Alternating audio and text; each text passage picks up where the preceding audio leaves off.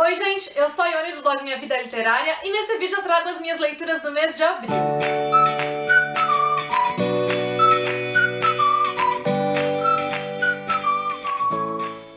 O primeiro livro que eu li no mês, já tem vídeo resenha dele aqui no canal, então eu não vou falar dele com tantos detalhes, mas foi Odalisca, do Yuri Belov. Nele ele traz a história de duas personagens principalmente, que são o Siegfried e a Roxane. O Siegfried é um engenheiro que trabalha na empresa da família da Roxane e durante vários anos nós vamos acompanhando as reviravoltas da carreira dele, principalmente os altos e baixos, toda a rotina dele ali dentro da empresa, que estão relacionadas tanto com as próprias atividades que ele exerce com a profissão, quanto com o encontro que ele tem com a Roxane. A partir do momento então que a vida dos dois também se cruzam, isso tem um impacto direto na carreira, na profissão dele, que também causa aí toda uma reviravolta na vida dele.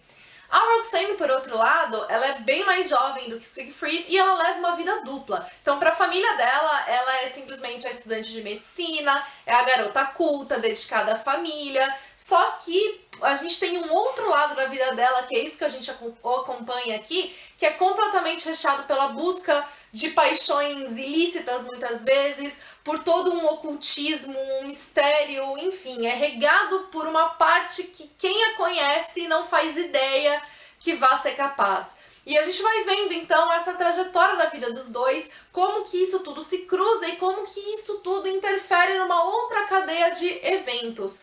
O livro ele é bastante completo de detalhes, bem recheado de detalhes, que tanto faz com que o livro se torne mais completo, quanto também causou uma certa leitura mais lenta aqui, pelo menos no meu caso. O livro também ele traz outras perspectivas de outras personagens, então às vezes nós temos relatos de personagens que aparentemente não tem nada a ver aqui com a trama, mas então tudo se interliga, formando aqui uma história maior. Minha segunda leitura do mês já foi o oposto da primeira no sentido aqui de velocidade dos fatos, e foi Esta Terra Selvagem, da Isabel Moustakas. É um thriller policial que se passa na cidade de São Paulo, que tem uma gangue homofóbica, racista, que está cometendo crimes hediondos, e o protagonista é um jornalista que, a partir da entrevista que ele vai fazer com a primeira vítima dessa gangue, né, uma vítima que sobreviveu, os pais dela que foram mortos, né, pela gangue, mas ela acabou presenciando tudo isso. A partir do relato dessa primeira vítima, esse jornalista passa a investigar os fatos e começa a ir em busca de pistas, né, para saber quem é essa gangue e como conseguir pará-la. E eu achei o livro incrível. A narrativa da Isabel, ela é muito rápida, ela é muito concisa. A gente consegue perceber isso até pela estrutura de frases que ela usa, que muitas vezes ela usa frases mais curtas mesmo, só que tudo isso dá um impacto muito maior aqui pro livro, porque a Isabel consegue falar muito escrevendo pouco. E eu acho que isso que traz aqui mais ainda é todo esse impacto que o livro tem. Sem contar que as próprias cenas que ela descreve também são bastante intensas, muitas vezes geram essa sensação de angústia, de aflição. A escrita que tem aqui, como ela também é muito veloz, às vezes parece que deixa o leitor naquele ritmo angustiado, sem ar mesmo, sufocado, que eu acho que é inclusive próprio aqui da história. A intenção é justamente que a gente se sinta dessa maneira. Então, assim, foi um livro que eu gostei muito, porque, como eu falei, né, essas características dele de velocidade, de agilidade, de intensidade, tornaram tudo aqui muito mais forte, muito mais impactante. Então é uma leitura que eu com certeza recomendo pra vocês. Minha terceira leitura do mês foi uma que eu tava muito ansiosa pra fazer, e foi Outro Dia, do David Levitan, que é a mesma história do Todo Dia, que é um dos meus livros favoritos da vida, só que agora contada pela visão da Rhiannon. No Todo Dia a gente tem a visão de A, que, pra quem não sabe, não tem corpo, é uma alma que a cada dia habita um corpo diferente.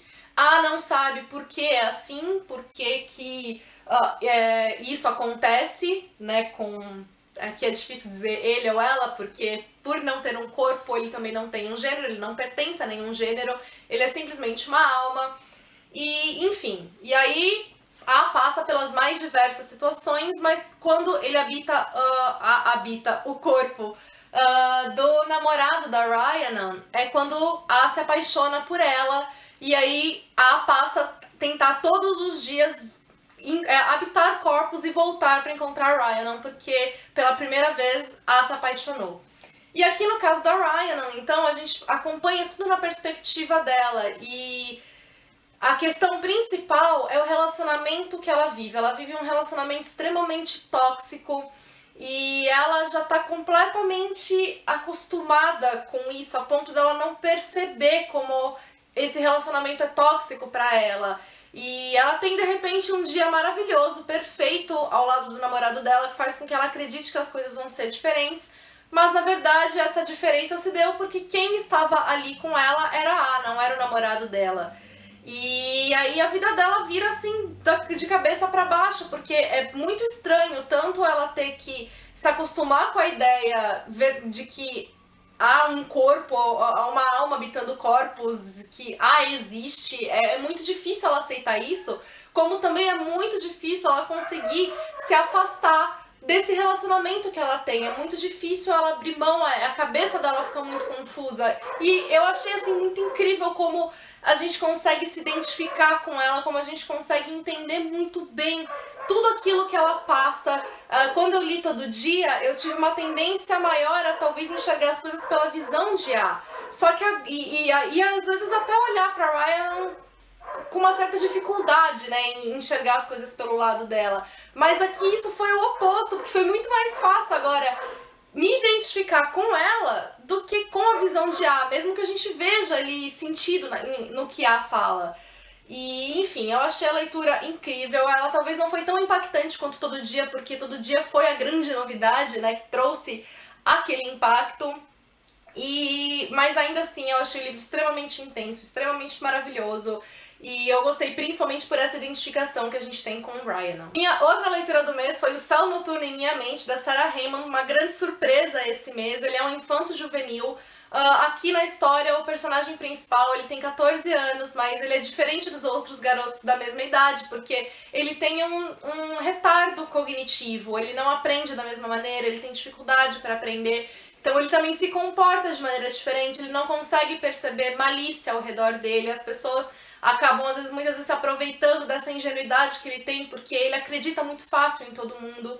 E isso tudo porque quando ele era criança ele sofreu um acidente que deixou uma cicatriz na cabeça dele, e não apenas essa cicatriz, também deixou uma sequela que é ele ter sombras na mente dele, como ele descreve, e o fato dele conseguir enxergar cenas do passado, cenas que inclusive ele não vivenciou, mas ele consegue ter essas visões do passado. E aí também tem o fato de que esse acidente que ele teve, o pai dele esteve envolvido, embora ele não saiba exatamente como. Desde então também o pai dele está preso, então ele não tem contato com o pai, a mãe não permite que eles conversem sobre o assunto porque é tudo muito doloroso, ele também sabe que a mãe dele sofre muito com isso. E aconteceu ali um assassinato na região que eles estão e de alguma forma ele acredita que o pai dele esteja envolvido. E aí, através então também dessas visões do passado e dos próprios acontecimentos ali presentes, a gente vai começando a entender um pouco melhor todo o panorama. Eu achei também o livro incrível, ele é de uma sensibilidade muito grande por trazer essa visão, né, do protagonista, por a gente conseguir enxergar a maldade dos outros ao redor dele e como ele não consegue perceber isso. Sem contar que todo esse mistério, eu acho que funcionou muito bem na trama para impulsionar a leitura.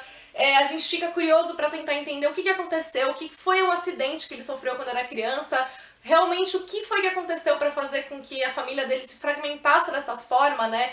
O pai dele é vilão, não é? O que acontece? E esse assassinato de agora? Então, assim, são várias perguntas-chave que pouco a pouco a gente vai entendendo. Eu gostei muito de como a autora criou toda a trama, de como ela juntou cada uma das peças e, como eu falei, então, principalmente como ela conseguiu dar essa sensibilidade para a escrita. É um livro que eu não recomendo simplesmente para quem tá ali na pré-adolescência, na adolescência, enfim, mas recomendo para todas as idades, porque é um livro que realmente me encantou bastante. Outro livro que mexeu completamente comigo foi O Primeiro e Último Beijo, da Ellie Harris. Aqui a gente vai ter a história do Ryan e da Molly, das muitas indas e vindas deles. Então eles são um casal apaixonados desde a adolescência, que passaram por diversas indas e vindas, e agora eles estão num momento separados do casamento deles, então assim, a gente vai ter aqui na verdade uma narrativa intercalada. A narrativa é em primeira pessoa pela visão da Molly, o tempo presente, então ela tá realizando ali uma mudança da casa dela, então a gente sabe que é um momento de perda pra ela,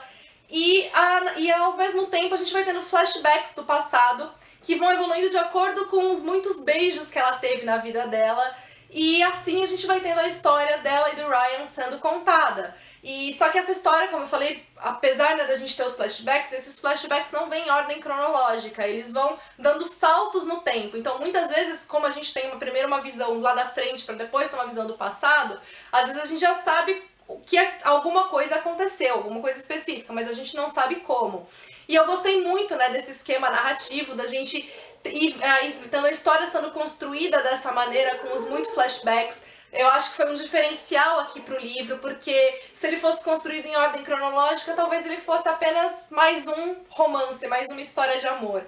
E também eu achei incrível aqui, porque a gente não tem só essa história de amor, essa história de romance, a gente também tem uma história de busca pessoal, de autoconhecimento, uma luta aqui da protagonista em não perder a própria identidade, em não se perder ali dentro do relacionamento, porque muitas vezes é isso que acontece, né? Na nossa ânsia em estar com outra pessoa, às vezes a gente acaba se anulando, deixando partes nossas de lado, né, para poder combinar ali com aquela pessoa, para poder fazer dar certo, e com o tempo isso acaba sendo prejudicial, inclusive pro relacionamento, porque a gente não pode deixar a gente de lado. Então também eu achei muito incrível como a autora trouxe isso aqui, que muitos dos conflitos que ela e o Ryan têm são justamente por isso, porque eles se amam, eles querem estar juntos, mas às vezes eles não sabem lidar com as próprias diferenças ali que eles têm. Então eu também gostei muito da gente ver essa busca da protagonista.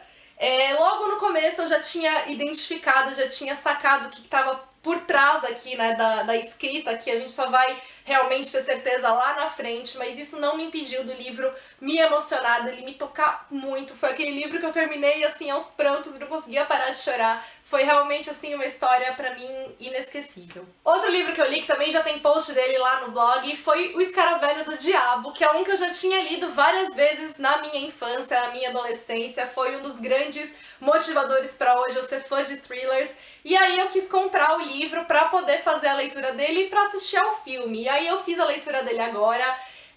Eu achei interessante ter essa visão que eu tive da história agora. Pra quem não sabe, crimes começam a acontecer, pessoas ruivas passam a ser assassinadas, só que antes delas morrerem, elas recebem um escaravelho. E essas mortes que elas têm, muitas vezes não parecem que foram um homicídio. E aí, só que só a partir da conexão do escaravelho e tal é que eles começam a ver que os crimes estão interligados e tal.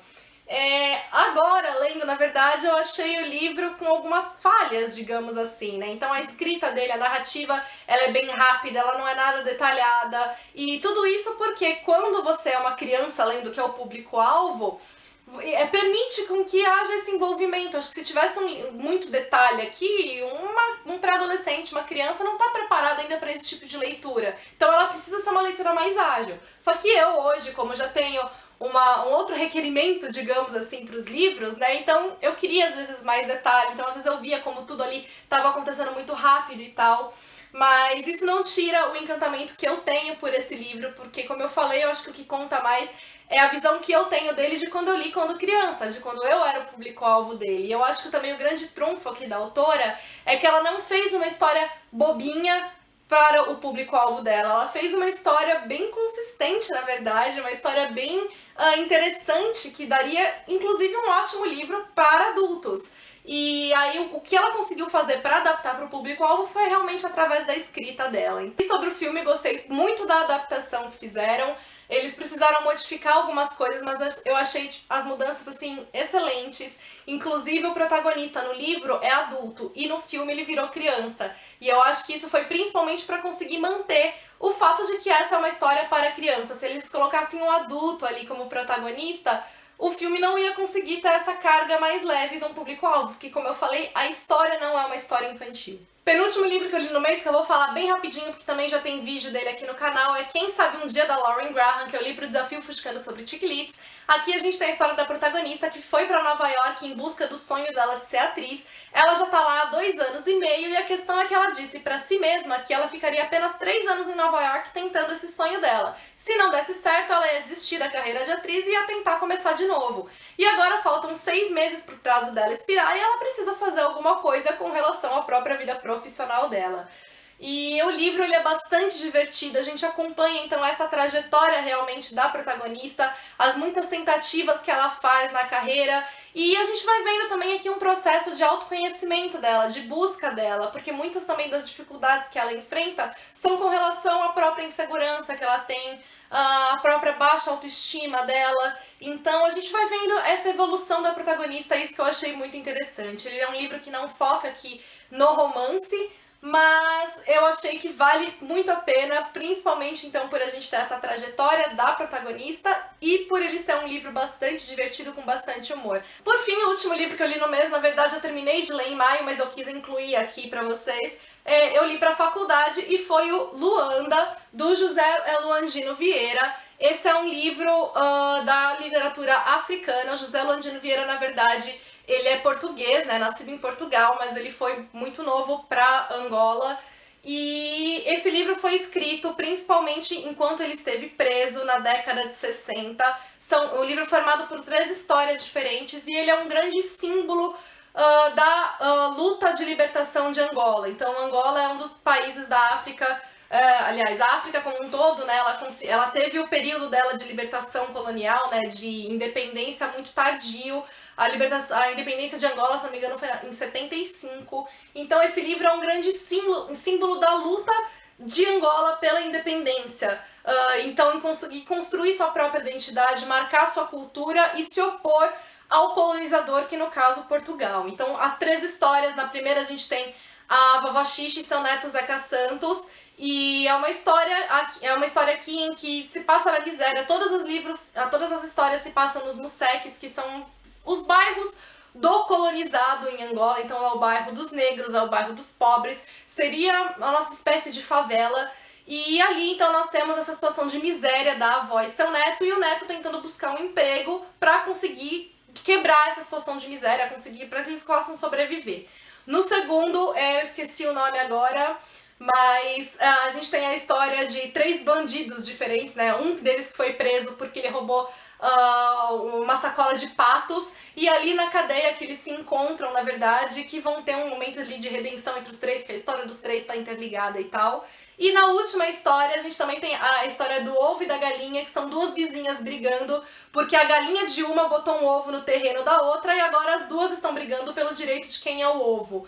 E aí elas passam a chamar, né, toda a população ali do bairro ao redor para ajudar a decidir de quem que pertence o ovo. E todas as histórias, tanto pela escrita delas quanto pelo significado de cada uma, vão ter uma representação muito importante nessa questão então da luta pela independência de Angola, por firmar realmente a identidade ali de Angola, da sua literatura, do povo angolano.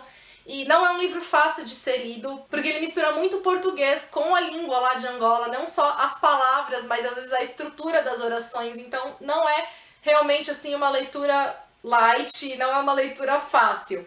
Mas é um livro, então, bastante rico quando você consegue captar, então, todos esses significados que cada uma das histórias traz. Então essas são as minhas leituras do mês, eu espero que vocês tenham gostado. Contem pra mim o que vocês leram em abril, quais os livros que eu li que chamam mais a atenção de vocês, o que vocês querem ler, enfim. Se você é novo no canal, aproveite para se inscrever e acompanhar as próximas novidades. Se você gostou do vídeo, também não deixe de deixar o seu curtir para ajudar na divulgação. E acompanhe o blog em todas as nossas redes sociais, os links estão todos aqui embaixo. Beijos a todos e até o próximo vídeo.